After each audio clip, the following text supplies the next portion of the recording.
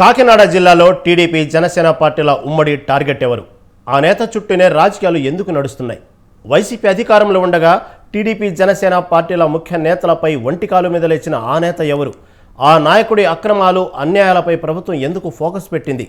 YCP నేత టార్గెట్గానే జనసేన ఆ శాఖలు ఏరుకోరి తీసుకుందా? కేసుల నుండి బయటపడేందుకు ఆ నేత హైదరాబాద్లో ఎలాంటి ప్రయత్నాలు చేస్తున్నారు? ఇంతకీ ఆ నేత ఎవరు? అసలు కాకినాడ జిల్లాలో ఏం జరుగుతుంది తెలుసుకుందాం రండి.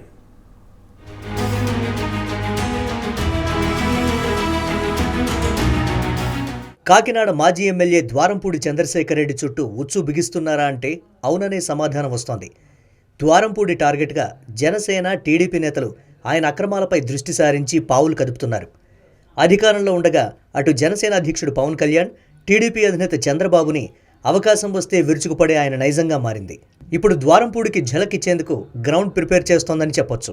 గత 5 ఏళ్లలో జనసేన కార్యకర్తలు, వీర మహిళలపై దాడులు చేయడం, ఏకంగా పవన్ కళ్యాణ్, చంద్రబాబులపై తీవ్ర పదజాలంతో విరుచుకుపడడం వంటి చర్యలకు దిగారు.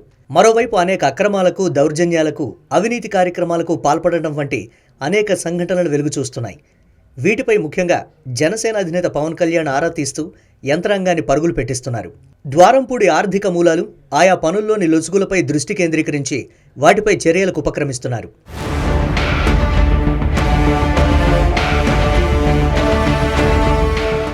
రాష్ట్ర పౌర సరఫరాల శాఖ మంత్రిగా నాదెళ్ల మనోహర్ బాధ్యతలు తీసుకున్న తర్వాత విజయవాడలో మాత్రమే తనిఖీలు చేసి ఆ తర్వాత డైరెక్ట్గా టార్గెట్ కాకినాడపై పెట్టారు. ఆ శాఖ అధికారులతో సమీక్ష జరిపి తమ ఉద్దేశమేంటో కుండబద్దలు కొట్టేశారు.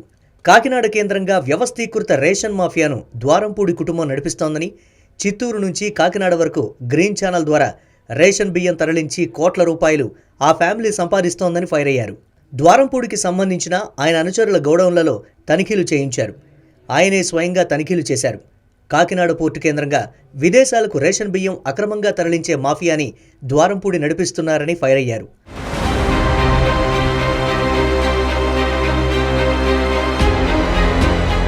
కాకినాడలో పౌర సరఫరాల శాఖ అధికారులతో ద్వారంపూడి మూలాలు ఉన్న గోడౌన్లపైనే ఎక్కువగా ఫోకస్ చేసి తనిఖీలు చేయించారు మంత్రి. ఇప్పటికే కాకినాడలో పలు రైస్ మిల్లులు, గోడౌన్లపై తనిఖీలు చేసి అక్రమ రవాణా గుట్టు రట్టు చేశారు.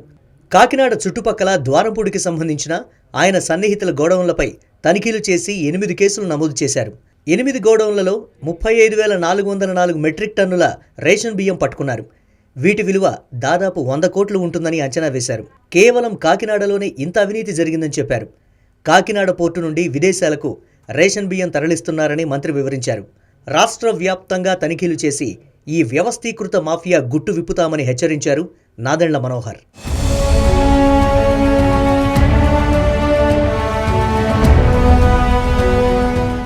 మాజీ సీఎం జగన్కి బినామీగా పేరున్న ద్వారంపూడి చంద్రశేఖర్ రెడ్డి సివిల్ సప్లైస్ శాఖను తన గుప్పెట్లో పెట్టుకుని రాజ్యమేలారని మంత్రి నాదెళ్ల చెప్పారు.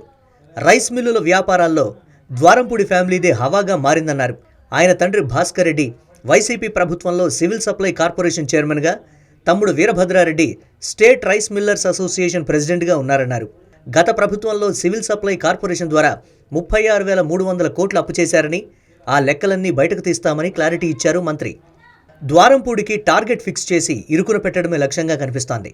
ఆయన అక్రమాలు, అన్యాయాల విషయంలో ఆధారాల కోసం ఫీల్డ్ వర్క్ చేయిస్తున్నారనే చర్చ జోరుగా జరుగుతోంది. కాకినాడ పోర్టు గురించి మనకు వచ్చిన సమాచారం 7,615 మెట్రిక్ టన్నులు సీజ్ చేశాం ఒక్క రోజులోనే. ఎన్ని కోట్ల రూపాయలు ఈ విధంగా ప్రజాధనాన్ని సొంత లాభం కోసం, ఒక కుటుంబం కోసం ఉపయోగించుకున్నారో మీ అందరికీ బాగా తెలుసు. కాబట్టి ఆ మార్పు ప్రజలు కోరుకున్నారు. ఆ మార్పు మేము చేసి చూపిస్తాం. ఏ స్థాయికి వెళ్ళారంటే సొంత వెసల్ మెయింటైన్ చేసుకుంటున్నారు వాళ్ళు. అంటే ఎంత రైస్ గురించి ఎక్స్పోర్ట్ అయిపోయిందో ఆఫ్రికా దేశాలకి మీకు అర్థం అవుతుంది. ఇతర దేశాల్లో వీళ్ళకి అకౌంట్స్ ఉన్నాయి. ఇతర రాష్ట్రాల నుంచి కూడా వీళ్ళు సరుకు తీసుకొస్తున్నారు. ఎట్టి పరిస్థితుల్లో వదిలేదు లేదు. వీళ్ళందరి పైన కూడా క్రిమినల్ యాక్షన్ తీసుకుంటాం. అందులో ఏమాత్రం కూడా హెసిటేట్ చేసేది లేదు. ద్వారంపూడి సోదరుడు వీరభద్రారెడ్డికి చెందిన వీరభద్రారెడ్డి ఆక్వా కంపెనీ కాకినాడ సమీపంలోని గురజానపల్లి, ప్రత్తిపాడు నియోజకవర్గంలోని ఉత్తరకంచి గ్రామాలలో ఉన్నాయి. వీటిపైన అధికారులు తనిఖీలు చేశారు.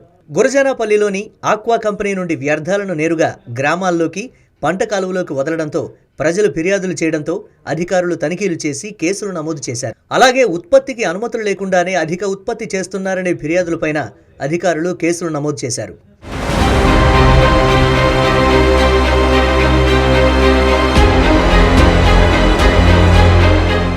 ద్వారంపూడి ముఖ్య అనుచరుడు నిబంధనలకు విరుద్ధంగా ఎటువంటి అనుమతులు లేకుండా భవనం నిర్మిస్తున్న విషయం తెలుసుకున్న కాకినాడ కార్పొరేషన్ అధికారులు ఆ భవనాన్ని కూల్చేశారు.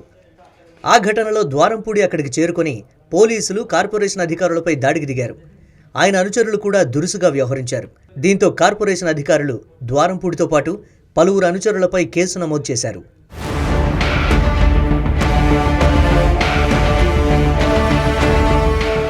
ఎన్నికల ప్రచారంలోనే జనసేన అధినేత పవన్ కళ్యాణ్ ద్వారంపూడికి సవాల్ విసిరారు.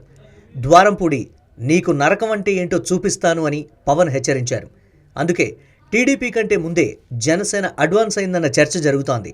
ద్వారంపూడి టార్గెట్గానే కేబినెట్లో ఏరి కోరి జనసేన ఆ పోర్ట్ఫోలియో తీసుకున్నామని క్లారిటీ ఇస్తున్నారట. ఒకవైపు పేదలకు ఉపయోగపడుతుందని, మరొక వైపు అక్రమార్కులకు చెక్ పెట్టవచ్చని, టార్గెట్ కూడా రీచ్ అవుతుందని స్పష్టత ఇస్తున్నారట. ఆ బాధ్యతలు అందుకే మనోహర్కి ఇచ్చారని టాక్ నడుస్తోంది. పోర్టులో ఎగుమతులు చేసే గౌడౌన్లను పరిశీలించారు మంత్రి. అసలు రేషన్ బియ్యంతో మీకు సంబంధం ఏంటని ప్రశ్నించారు. ఎక్కడి నుంచి తెస్తున్నారు, ఎలా వస్తున్నాయి, ఎంతకి కొంటున్నారు, ఎక్కడికి పంపిస్తున్నారంటూ ప్రశ్నల మీద ప్రశ్నలతో ఉక్కిరిబిక్కిరి చేశారు మంత్రి. మరోవైపు 6A కింద నోటీసులు ఇచ్చి సీజ్ చేయాలని ఆదేశాలిచ్చారు.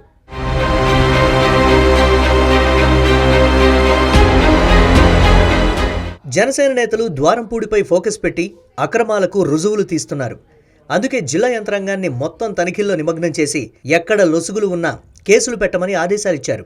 మరోవైపు ద్వారంపూడిపై టార్గెట్ పెట్టి కేసుల్లో ఇరికించడంతో ఆయన గత 15 రోజులుగా కాకినాడ నుండి ఇతర ప్రాంతాలకు వెళ్లిపోయారు. కేసుల నుండి బయటపడేందుకు బెయిల్ కోసం ప్రయత్నిస్తున్నట్లు ప్రచారం జరుగుతోంది. మరి కాకినాడలో ఏం జరగబోతోంది? ఆపరేషన్ ద్వారంపూడి ఎలా ముగుస్తుందో వేచి చూడాలి.